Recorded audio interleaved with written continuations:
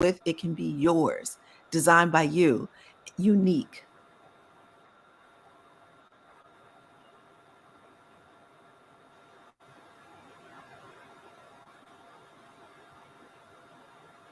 I'm so sorry. Mhm. I did not go live as I thought. So we're gonna I start this noticed over. that. Okay. I Yeah, you noticed know. that. So we're gonna start this over. All right. I'm gonna look the questions back around. So we're Okay. gonna start with comment from George first. But we will need to go with the explanation. I don't think people will know who I am. And so if I go into answering this question and they don't know who I Okay, am, that, yeah. let's start over from the beginning.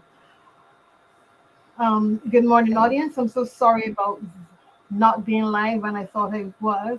So I'm gonna introduce you to Kiné Corder, who is with us for the psychology of money and economics, exploring the intersection of financial behavior and mental health.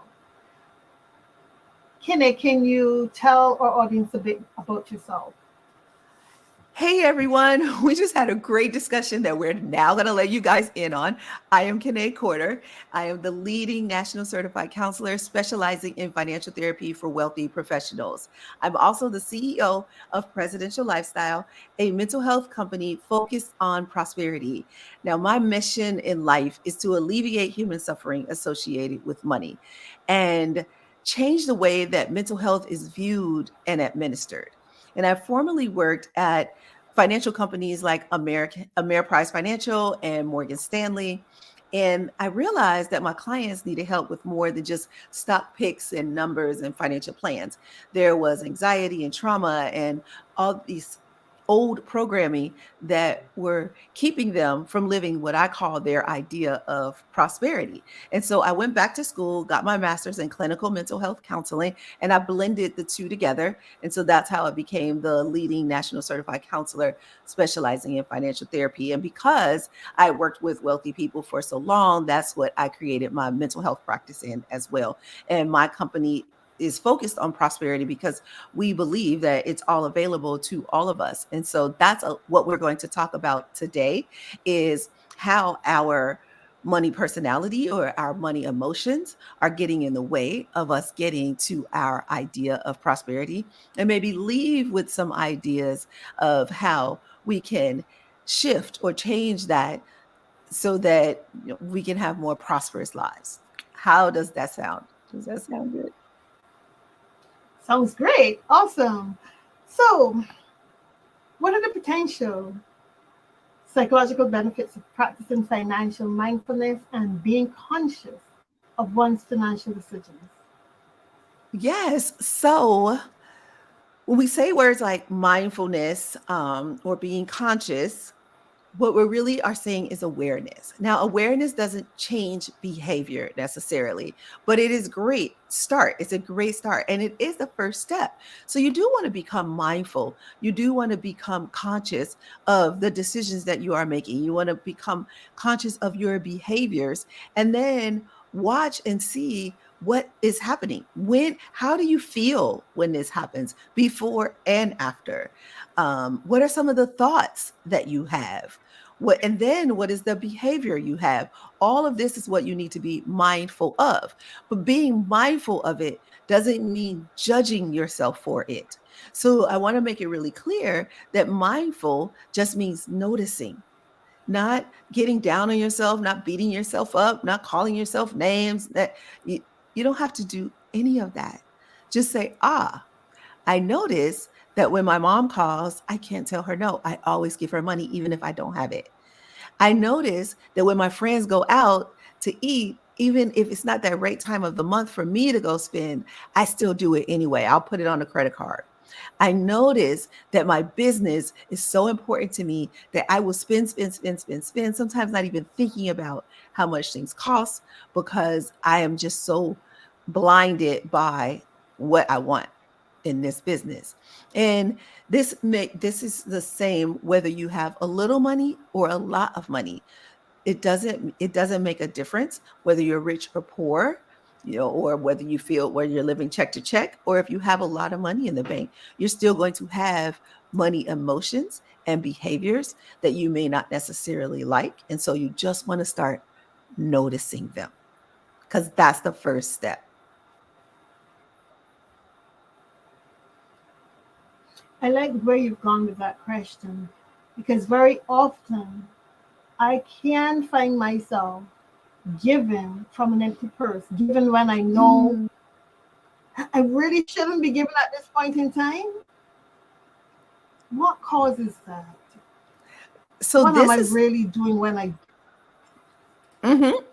So this is multi-layered, and I can I can explain that you to you personally, but I'll make it a little general first, and then we can go granular, right, to you. But generally speaking, there are 7 different money personalities, and so there may be 7 different reasons, but sometimes even more than that, as to why you do it. But if I put it in a simple form, everything we do is to get love and acceptance. And so a lot of us use our money to get love and acceptance. Now, I'll give you some examples when I say there's 7 different ways why you could be doing this. For some people, like the money personality that's called a blamer, they're not going to give. If they don't have it, they're not going to give. They're going to say no. In fact, the blamer is more likely to ask for money than they are to give money. So some personalities don't even have this challenge, where others, like an enthusiast or a hero, the enthusiast is likely going to give for once. So if you go ask an enthusiast to pay your mortgage, they're probably going to say no. But if you ask an enthusiast wants to go out for the night, they'll buy the bar. A hero, on the other hand, will pay your car note, will pay your mortgage, will help you do all the things you need to do in order to maintain your lifestyle, more from a needs standpoint. And so, depending on where you are when it comes to your money mentality, your money personality, is the reason or how you express through using your money. So, you may not have it in your pocket, your wallet right now, or your bank account right now, but it could also be guilt, because maybe you feel like you have more than this person in general. You generally have more than this person. So you should be able to help them because you do have more than they do. And so you give because of some feelings of guilt. So a lot of what we do is to get love and acceptance, but we just have to figure out how to get love and acceptance in different ways. How do we set boundaries and say no? Even if we think this person will get upset, we have to say to ourselves, am I helping or am I pleasing? Because maybe you believe you're helping, but if you really look down deeper, you're just trying to please them and get love and acceptance, when really the answer is no, because they're not going to be able to help you out of the position that you're putting yourself in when you say yes to them. And also, the answer may not be a complete no. The answer could be, I can't give you $100, but I can give you $25. Or the answer could be, I can't give you the money today, but I would be able to help you next Thursday. Right. And so that's not a complete no. That's just not right now. And sometimes if we think through the answer rather than letting the emotions guide us, so that really is the second simple. The first simple is that we're going off of love and acceptance. The second simple answer is we are letting the emotions guide us rather than being in our thoughtful, calm, optimal brain state. We are in an emotional brain state, and we are taking actions based on those emotions.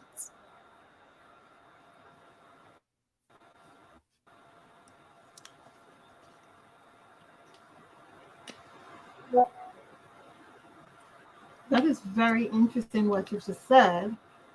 Um, means I And I have a lot think of that work to also I do. should mention that I didn't mention Touch on. before, is that I am in Mexico in a resort, and so the internet is a little spotty. So if it goes in and out a little, that is why. But I'm going to do my best to notice when it does that, and then try and repeat myself. So bear with us, and thank you for being so patient. Thank you, Kiné. I was just saying, listening to you, I realized that I have a lot to learn about money and my attitude towards money. Mm. And Growing up, I would have heard this phrase a lot. The love of money is the root of all evil. How does this belief influence individuals' financial decisions and behaviors? So there are phrases and statements that are ingrained in us, in our subconscious brains, and that is one of them. Is in fact, it's one of the most common ones, is the love of money is the root of all evil. And you guys can put in the comments if you've heard other ones, but that is a big one. Love of money is the root of all evil. Another one that I work with people on a lot is it's better to give than to receive.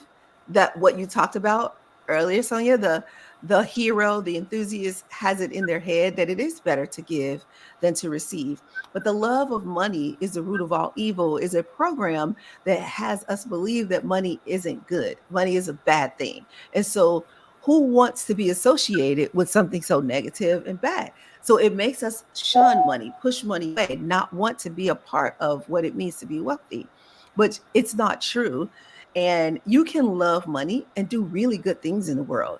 And when you think about what it takes to run a nonprofit organization, sometimes hundreds of millions of dollars, and you have to love those dollars that come in to do that great thing in life. So the love of money is not necessarily the root of all evil. It can be. You can love money so much that it has you doing things that go against your convictions, or takes away so you don't even have convictions, and no integrity. But it's not necessarily true.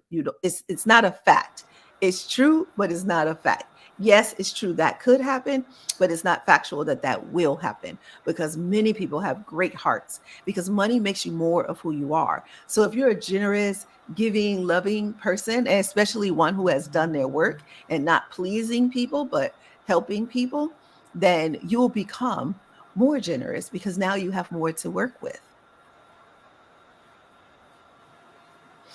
Understood. Understood. We have a comment from George W. Moshet. To Mhm. assure your financial soundness in planning and eliminate any subconscious self sabotage, cognitive management is required, particularly in this area of expanding voice based human manipulation. Mhm. So a couple of things I'll say here are: one, subconscious is different than cognitive. Cognitive is more conscious brain.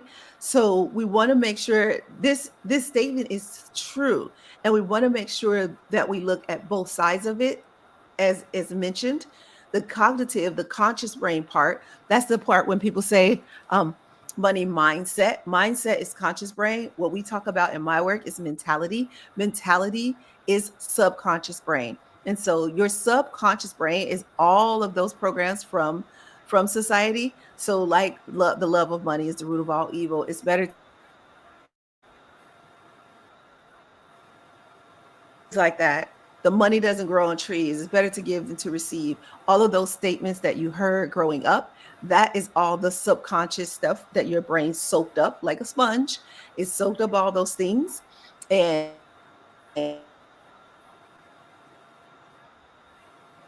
but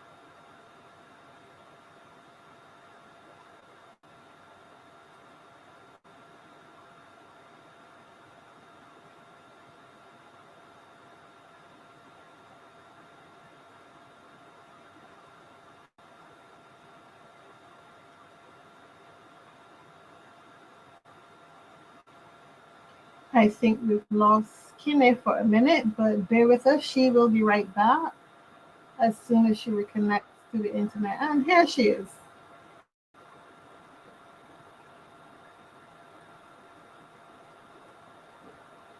I'm glad I warned you guys ahead of time. Yeah. Yeah. But I was saying to George's point, So welcome cognitive. back. Thank you. I was just talking. So I was saying to George's point, great point, and I want to make sure we make a clear distinction between cognitive and the conscious brain and the subconscious brain, because in his comment he talks about cognitive, and cognitive is going to be more of the conscious brain, the more time and repetition way to make change, where we are also working with subconscious brain, because our subconscious brain is where a lot of the behavior comes from. The thoughts are in our conscious brain, but the actual behavior is going to come from our subconscious brain, because that is where all of those societal messages, like the love of money is the root of all evil, it's better to give than to receive, and money doesn't grow on trees. You guys can put it in the comments if you've heard other statements, but statements like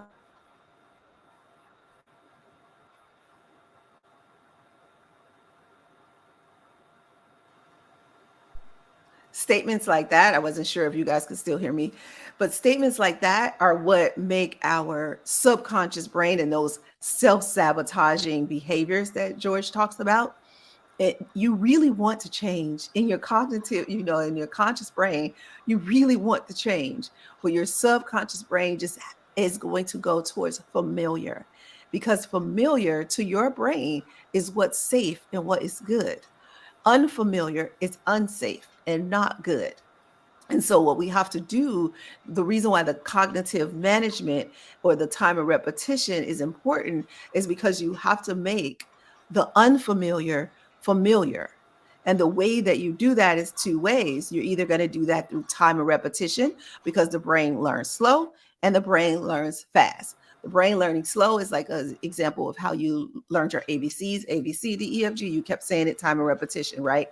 And so either you're going to do time of repetition to change your brain, or you're going to do something fast, like your brain learns fast when you have a life-changing or sometimes a catastrophic event. Your brain learns fast. And so that could be a healing modality like hypnotherapy, which is what I use, or it might be something like if you've ever gotten, like if you've gotten married, how that person wasn't your husband or wife before you got married, but that ceremony, you got married and that ceremony made them your husband. So instead of calling him your boyfriend or girlfriend or your fiance, you began calling them your husband or wife. That life-changing event shifted their title in your brain, and now they're your husband or wife. And so you have to have a life-changing event. Sometimes a life-changing event might be a healing modality, like EMDR, brain spotting. Hypnotherapy is the one I use because it's so freaking powerful. But in order to get past those self-sabotaging behaviors, you need something that is going to change your subconscious brain.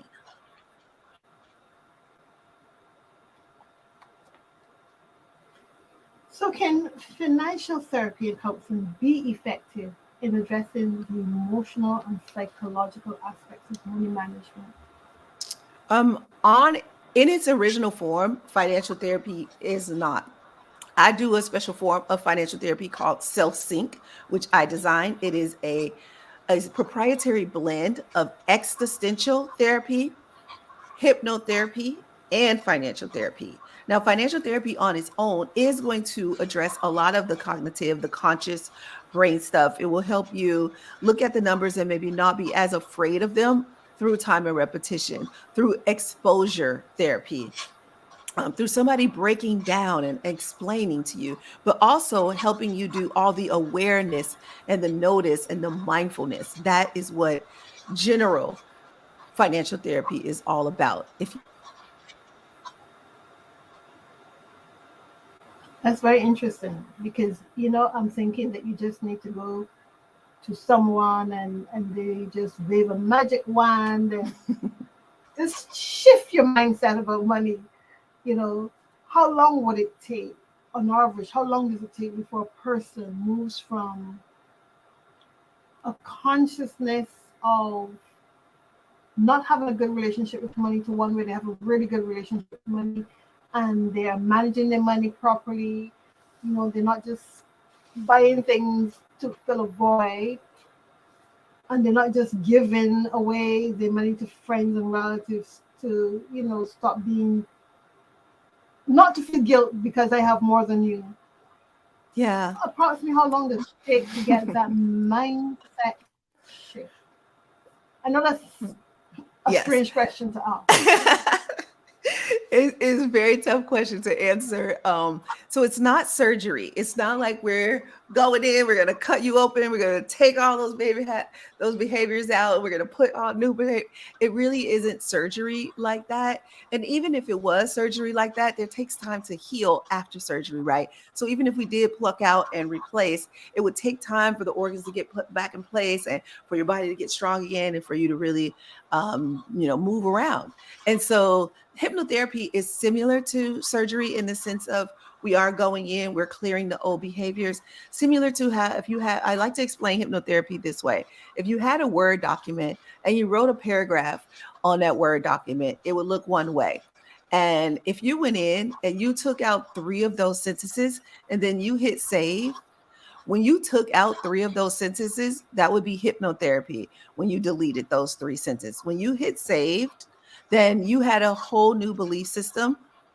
What's left on that page is what you're now working with. Nobody know if you meet somebody today, nobody knows the old you. They didn't know those three sentences ever existed because that's all that's left is the last three.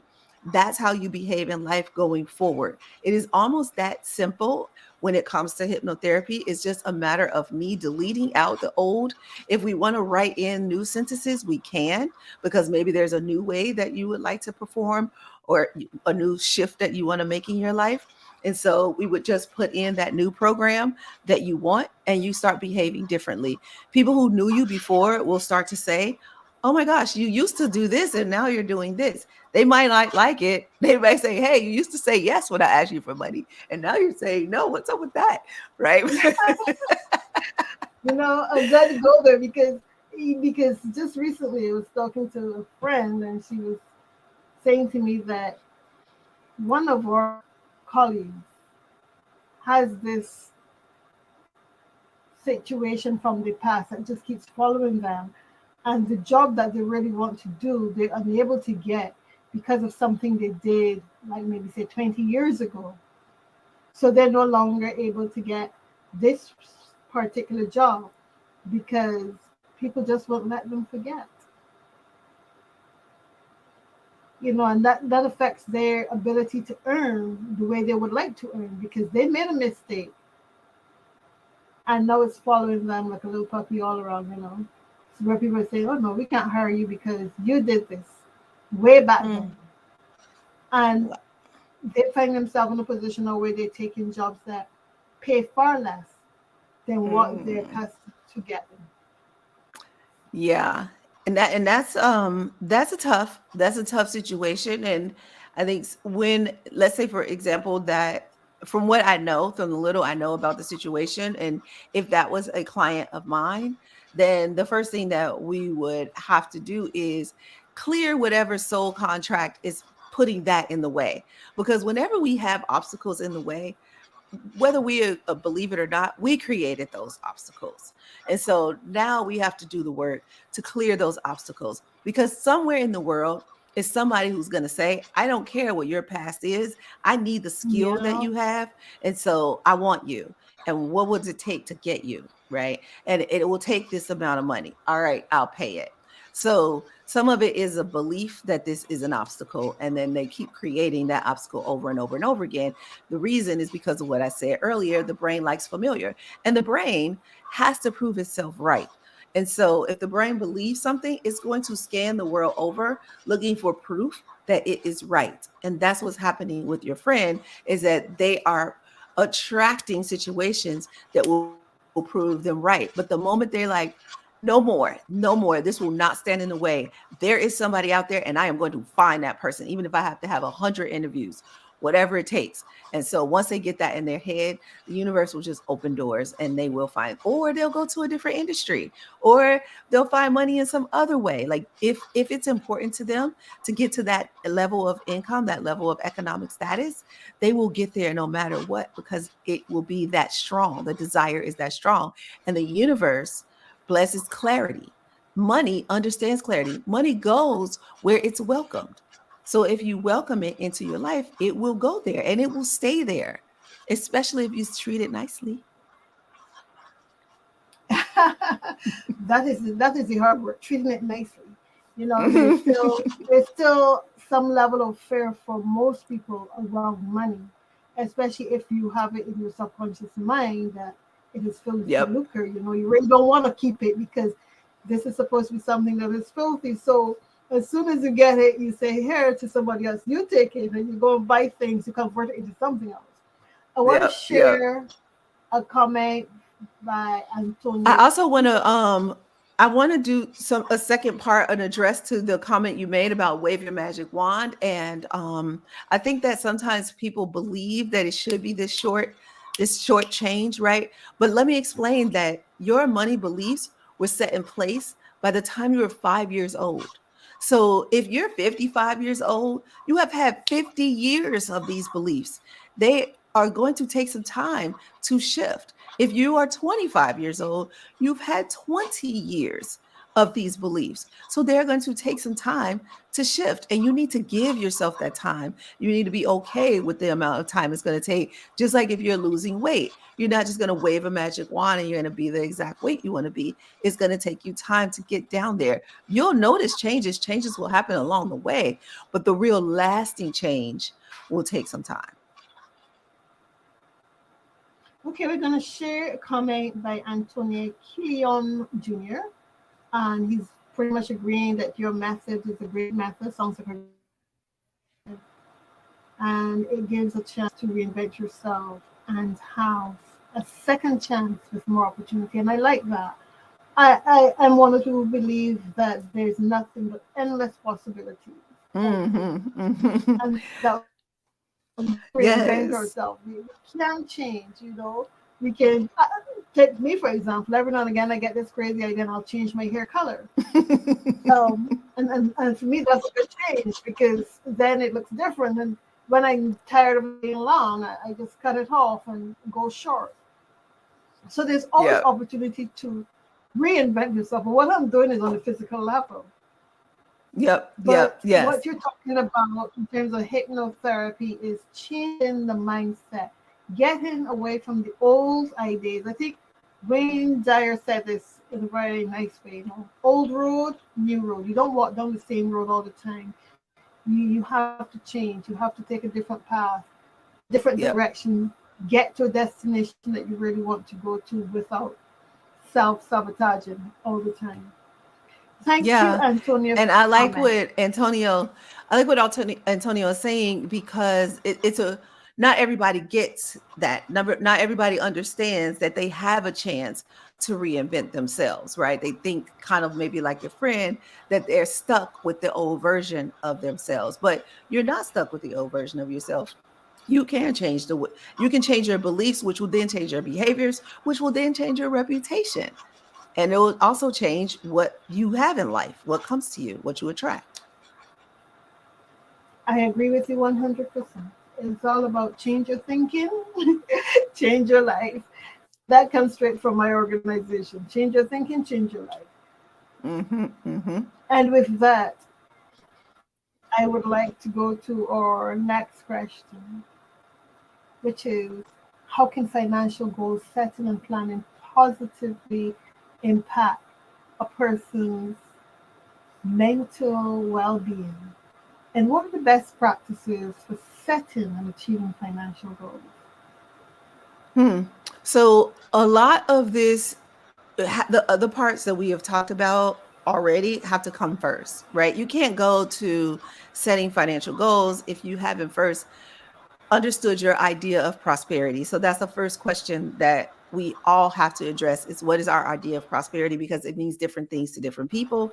And I don't remember if we said this on the live or just in a conversation with you, but It means different things to different people, but it typically has the wealth, the health, adventure, love, and legacy as part of it. And so if you are not thinking about your your wealth goals, or let's say if you're thinking about your wealth goals, but you haven't really thought about that 5-year-old message that got ingrained in you by your grandmother who told you it's better to give than to receive, then your wealth goal might be limited because you're going to say, well, money is the root of all evil. I don't want rich people are greedy. I don't want to be rich. So I'll just pick a number that's safe and noble so I can get to heaven, right? Because we talked about earlier, it's harder for a rich man to get into heaven. The camel to go through the eye of a needle than it is for a rich man to get into the kingdom of heaven. State sayings like that might make our planning limited. And so first we have to clear a lot of those old programs out before we can even go into planning. And so that's why in our work, we have an assessment phase. The assessment phase helps you look at where you are right now. And then it takes you a little bit back and it says, well, how did you get there? And then you go forward and say, well, where do you want to go? You know, we see where you are, we see where you came from. Where would you like to go? And as I mentioned earlier, those desires are going, you don't have to teach anybody to have desires. I don't have to teach anybody to have desires. They're going to have desires.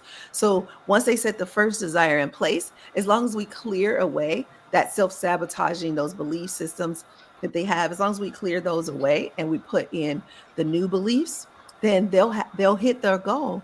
And then once they hit their goal, they'll have a new desire. And then they go to the next goal. And then they'll have a new desire. And then they go to the next goal. There's some people that believe this is not money, but health. But there's some people that believe because their grandmother had, you know, diabetes, they're going to have diabetes, and their mama and their uncle. You don't have to have that. The reason why your family has a lot of similarities is because of the behaviors and the beliefs that get passed down from generation to generation. But if you change the belief and you change the behavior, then you don't necessarily have to inherit the disease. And that is a mental or a physical disease. So you don't have to have the same money experience that your grandparents had or your parents had. You can have a totally different experience. Planning is part of how you do that. So you do want to have a financial plan in place. You want to have some accountability. You can't do this on your own. There should be a person, a professional. If you are a nurse, if you are a doctor, if you are, you know, a construction worker, you're not a financial professional. So you should have a financial professional work with you. Just the same way that financial professional, if they want to do some work in their home, they're going to hire the general contractor to help them do the work in their home. They're not going to do it themselves. But for some reason, people believe that they should be able to do all of this financial work themselves, which there are some people who can DIY their home repair. So there are some people who can DIY their financial plan if they want to, but it's not going to look the same way as it would if a professional was on board. If you have a professional on board, you're more likely to have a professional outcome with your financial plan. But people get adverse to paying for counsel. But j- counsel helps you keep from making expensive mistakes. So you want to have trusted advice that you can count on. I got a little preachy there, sorry. You definitely were, but you know what? It's very informative. It is very informative. And I like what you have said. Call in the expert. I remember years ago, was into cake decorating, and I felt so overwhelmed having to do the administrative side of that because I just wanted to create. I didn't want to have to deal with the admin, but as a small business owner, I found we had to do everything, and as a result, you burn out because you really can't do it all. You Yep. can't, and I like that. So if you're a professional, Yep. and you know That's that you're having important. challenges with your finances, call in professional help to help you with that. Yep. And I support you Yeah. on that.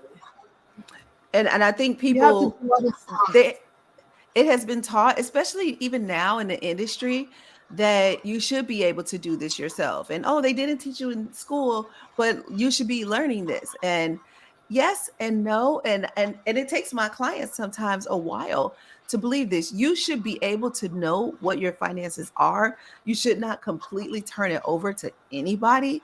You should be able to look and see what's what, but you don't have to do it by yourself. Correct. So if making decisions for yourself doesn't mean making decisions by yourself, right? And so you don't have to make all of these financial decisions by yourself. And you don't have to rely on your own solo understanding. You can get the professional in to help you sift through the information, because the biggest problem that I see people have is looking at information that doesn't even pertain to them. And they're worried about this and that. And this doesn't have anything to do with what's important to them and their financial plan. When I was a financial advisor, people will always come, oh, Apple is down, IBM is down, the stock market is down. It's like, okay, well, do you own any IBM? Do you own any Apple stock? Like, why do you even care? It's like, this doesn't matter to your portfolio. It's not even in your portfolio. I guess people have that because, when there are shifts in the stock market, it affects everybody else. It affects everything. And that is the belief, we but get concerned. it's the belief, but it's not necessarily true, because there is an inverse. So there are stocks that when those stocks are down, there are other stocks that are up, right? There when equities are down, bonds are up.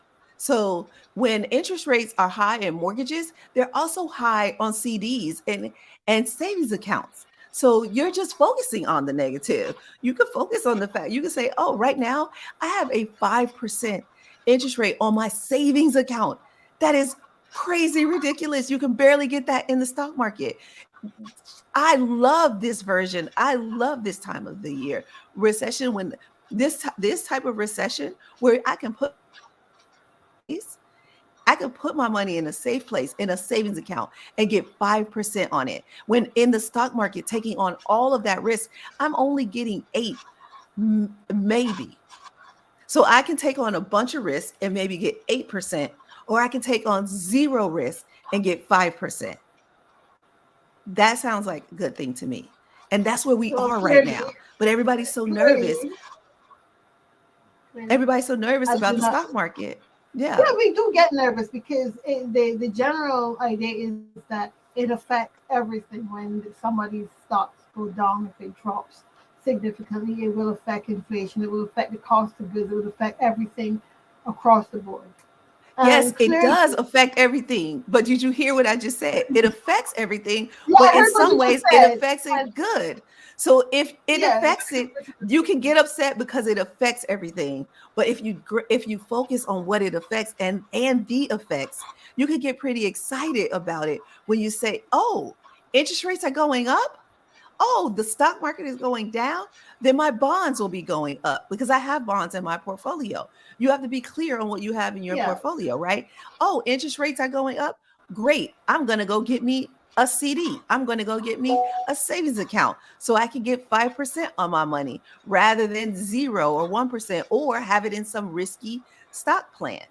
That's Hmm. a real this and I can go buy more stocks because now they are on sale. And I don't know a woman that doesn't like a sale. So Yeah, you we better go like we get you like some stocks sales, while that but stock what market kinds is of down. sales? We like sales where I shoes don't care on if you sale, spend handbags are on $25 sale, on it. clothes are on sale. That same $25 you spend on dinner, or that same $50 you can spend on dinner, you can spend grabbing a stock or a ETF. You don't have to wait for the stock market to go up. In fact, that is the exact wrong time to try and get in. I agree. But I am not a financial expert. I don't know enough about money other than how to earn it and how to spend it. And and that's the truth where I'm at in terms of finances. And Earn, that's a spend, great place for us to and of go course next. save, and of course save some of it. Hmm. But Hmm. But what And let's say, it's a great place for us to go next, because one of the things that you said is that you are expert on earning and spending, right? You got those two down. But the money cycle is earn, grow, protect, gift, and enjoy your money. Now, you also talked about gifting. You might be, that's not spending. That's not enjoy. Spending is usually on you, and that's enjoying your money, right? But gifting is another place where you seem to be an expert at too. But what you have to become more of an expert at is when it is the right time to gift. It's not a no. Sometimes it's not right now. And so if you are good at earning and you're good at gifting and you're good at enjoying money, then there's only two more places that you're going to need help with. But that's when you go to the trusted advisor and you say, hey, I don't know that much about growing my money or protecting my money. Can you help me there? I'm pretty good at earning it. I got that down. I know how much I want to make. I know what I need to do in order to make it. I'm pretty good at enjoying it. I can balance. I can know when to enjoy, when to take some sacrifices, but I need to know the growth and the protection. Can you help me there? Can you help me get the right insurance in place, the right tax strategy in place? Can you help me have the right, buy the right stocks or ETFs? Or can you tell me if I need a savings account or what accounts I need? Should I even go into this crypto? Like, that's what I need to know about. You see, and so you already have every one of us already has some strengths, some things that we're good at, and then have some things where some areas where we need help. And as long as we get clear on where we're strong, which is our money personality makes us strong in these areas, and then we get to get clear on where we are challenged, and then we go from there to get the assistance, to get the guidance. we have another comment from Raquel Moore. What are some tips for gaining financial literacy? Mm-hmm. So, Raquel, I would say this: 99% of people are already financially literate. You know how to do what I just said, right? You know how to earn somewhat. You may not be an expert at earning, but you probably know how to earn, right? You know how to get a job or start a business or ask for money. You know how to earn. You know how to receive money. You know how to spend money. So you have some understanding of money. When you say literacy, that you or illiterate, that usually means you don't know, you're not able to handle money. You're able to handle money. You just want to improve. So I want to first give you that so that you can look at yourself and know, wait, I do have some money strengths. There are places where I am good at money. So just like I just said, but there are some places where I can improve. So you don't have to gain literacy. You have it inside of you already. In fact, if you were here, what I said earlier, since 5 years old, you've had some understanding of money. So most of us are not financial illiterate because we've had some understanding of money since we were at least 5 years old. Now, the second thing you want to do is you want to gain some improvement. You want to improve. So I would say I'm going to give you guys the link to take the money mentality quiz, so you'll learn your money personality. And inside, I give you an explanation of what your strengths are and what your challenges are. It's free to take the quiz. You don't even have to give me your email address. You can just take the quiz. And you take the quiz, you find out what your strengths and your challenges are, and then you focus on your strengths first. I know you thought I was going to say focus on your challenges. No, no, no. You focus on your strengths first. Give yourself some praise. Notice what you do well. You get really clear on your strengths. And then you're going to move over to your challenges and you find a trusted advisor that specializes in that area. Maybe you don't do a good job of protecting it because you really don't like to look at the numbers and they're scary to you. And you're like, I don't have this taxes are scary and I don't understand it. So go to somebody who does understand it, who likes reading tax code, who knows what the hell it means. And then you can say, you can learn from them. And you ask them to give you enough information so that you can make an informed decision. And I'm going to say this again. You ask them to give you information so you can make an informed decision. You're not asking them to make decisions for you, nor are you asking them to tell you everything. You don't need to know everything. All you need to know is what pertains to your specific situation. And then you can take that information and then you can use it to make an informed decision. So that would be my first two tips, is to one, understand you're not illiterate, you have some strengths, go find what they are and focus on them. Two, look at your challenges, see who you can hire. And when I say hire, that doesn't necessarily mean they have to be expensive, but who you can hire to help you understand the things you don't understand. And then the third, I will say bonus, is to be vulnerable. If you don't understand something, they're using too much jargon, just tell them, wait, I don't understand. Alpha, beta, standard deviation. Stop using. I don't understand that language. Can you simplify that language for me? Be bold. Stand up for yourself. And don't be afraid to say, I don't understand. Explain that more. What the heck is standard deviation? In fact, don't even tell me what standard deviation is. Just tell me, do I have enough money to buy the thing I want to buy? I agree. I agree. And that brings us to this.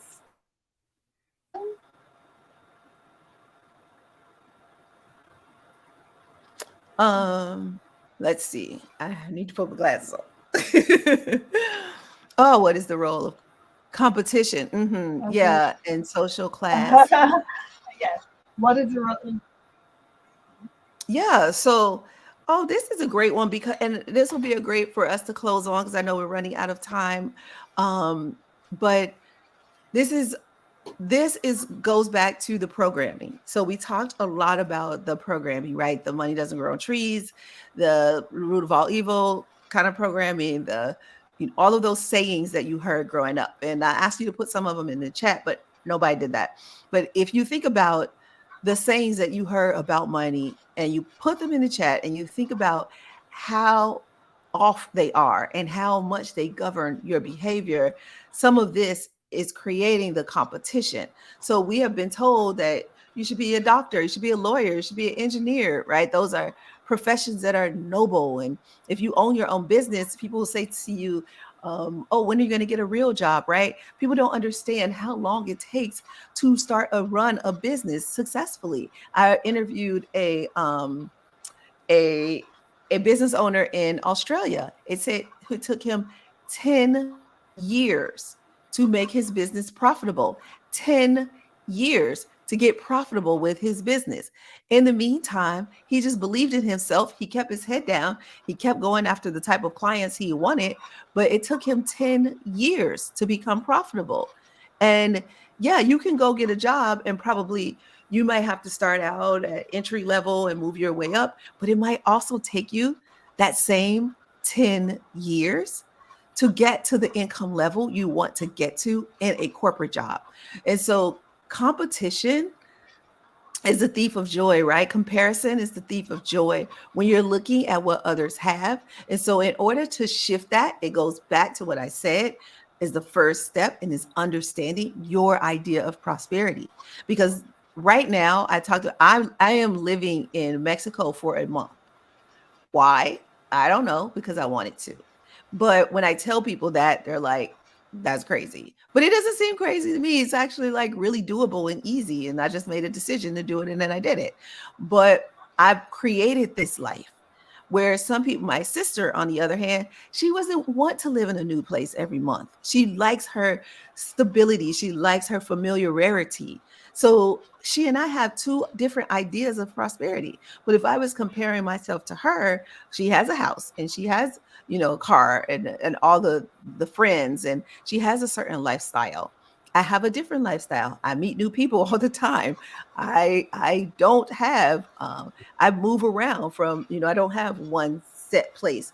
I can go back to a set place. I have a place that I call home, but I move around a lot.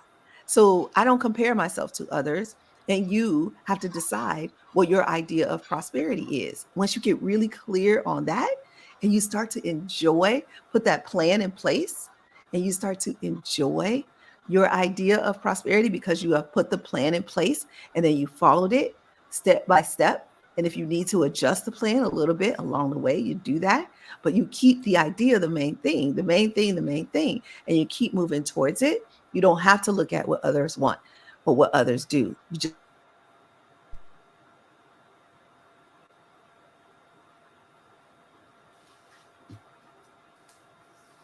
so I guess that to wrap that question up, it really is about if you focus on what other people have, you'll probably end up overspending on things that aren't really important to you, but you won't know they're not important to you because watching other people it has been your focus. When you focus on what's your idea of prosperity is, then you get really aligned with what's important to you and you then only spend money on those things that are aligned with your idea of prosperity and then you don't overspend.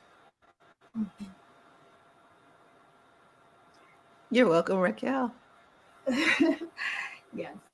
Okay, there was one other question that I wanted you to answer, but I know we're pressed for time. But I'm going to ask you if you're okay with giving us another 2 minutes or so Mm-hmm, mm-hmm. to answer the question on how does the concept of money as a source of happiness align with research on happiness and well-being, and what are the implications for mental health?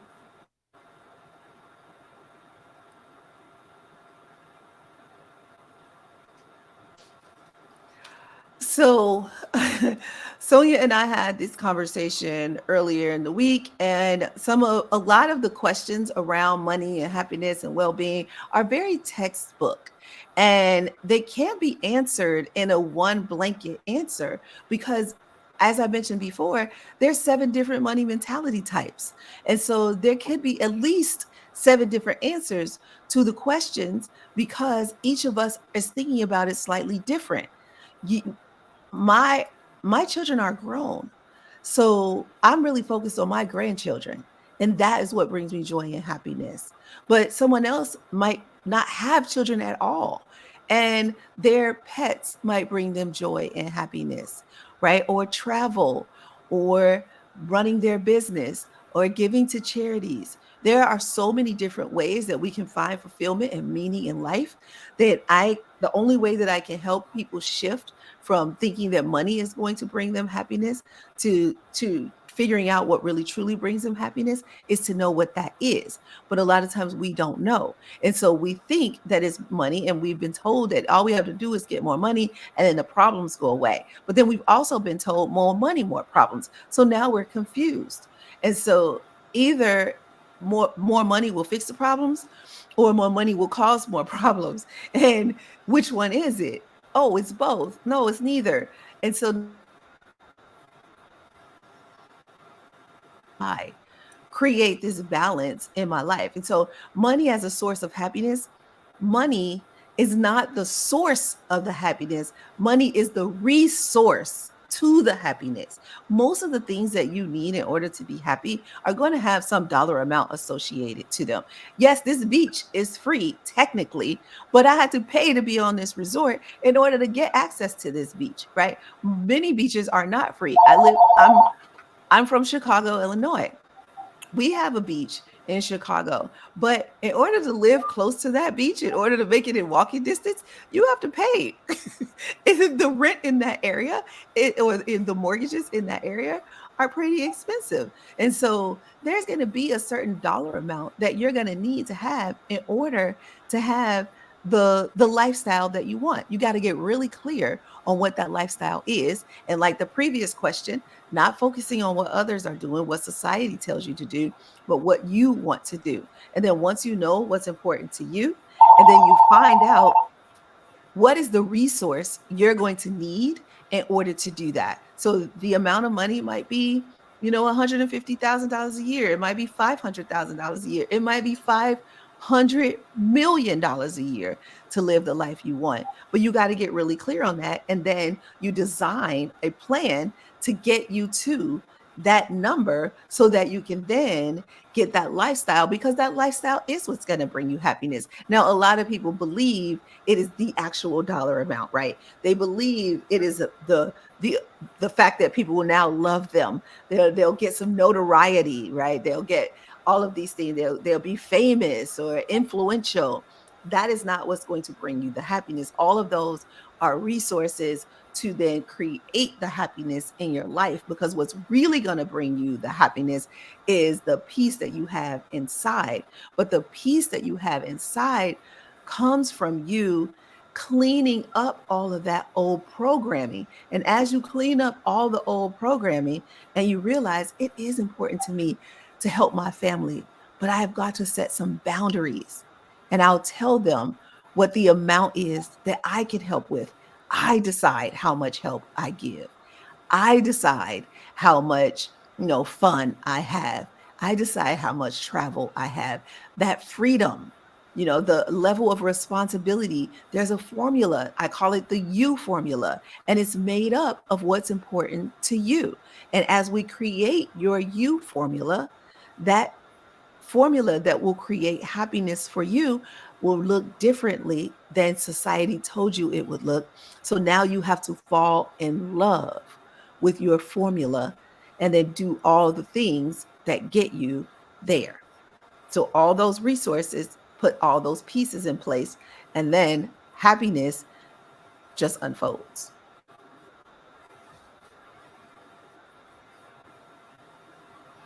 Awesome, awesome, awesome.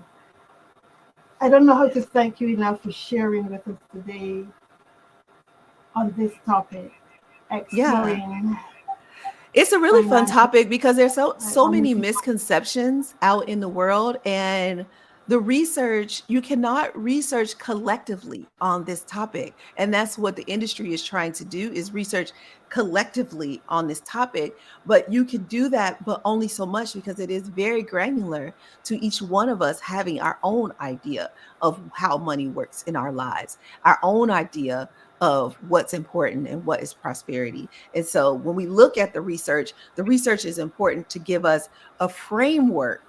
And that's what we should be using research for, to create a framework. And then each person has to plug in their own numbers to create that formula. But it is not cookie cutter, it is not blanket. And we can't keep doing that, because when we do that, then we become part of the problem. As professionals, we become part of the problem, because we're trying to now fit people in to this box, saying your life needs to look like this, your plan needs to look like this, you need to do these things in order to be happy. And that's just not going to work. I like what you've just said, and I think that that's very valuable, where people can come to a professional, and rather than have a one size fit all plan, you're able then to customize the plan based on that person's desires, what they want to experience for themselves. Rather say, okay, here's the plan, go in. And I know that it doesn't always work like that. For me, it doesn't Mm-hmm. work like that. I need to have something that is uniquely mine to own when it comes to working with the mindset change. Because I'm unique, I'm different. I don't think the way other people think. I would Exactly. hope I don't behave the way other people behave. That what is in my subconscious mind is not the sum total that is in everybody else's subconscious to me. And Yep. therefore, I would need a unique program so that my understanding of the psychology of money and economics is different. Yep. It Exactly. can't be the same for my friend down the street and everybody else. I would like to thank you so much, Kiné Corder, for sharing with us. And from what I've gathered, this is a very in-depth topic. There's so much more education around our financial behavior or mental health. Yes. And I would like to have Absolutely. you back again to expand on this. And at this Always. time, at this time, I would like to invite you to share in your information as to where people can find you Oh, online. yes. Also, I wanted to give the link. I'm going to drop it in the chat, but you can put it wherever it needs to be. Because taking the money mentality quiz can be a helpful way for you to understand. Let me see. I don't know. I'm going to put it in the private chat. You, Maybe you can put it in yeah, the you put, chat and for I'll others. convert it back.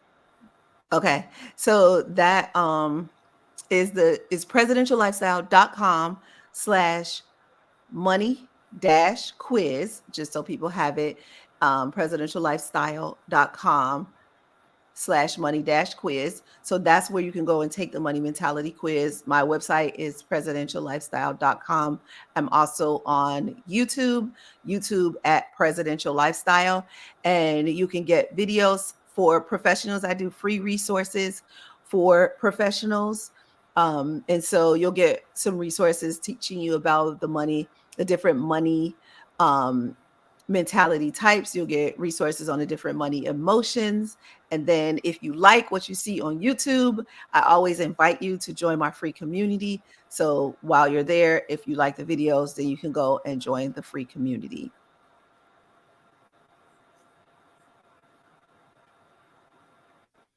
Thank you so much for joining us today. This has been an amazing experience for me, coming out of the Caribbean and having you here and knowing that you're an author. You've been on the Oprah Winfrey Show, not to mention some other shows. Um, it is so good to be able to do this interview with you on exploring the intersection of financial behavior and mental health, especially as it relates to Black people. Yes, We absolutely. have so many mindsets about money, and we're still to overcome the effects of how slavery would have impacted most of us, especially in this diaspora, when it comes to financial wealth and generational wealth, which is a topic I hope we can discuss at a later time. Absolutely. Yeah, I Thank would you. love to come back and talk about generational Oh, wealth great. that Yeah, I think that's where we should go with that topic, generational wealth. What are we Yep. going to leave for our children's children? With that, I would like to thank everyone who has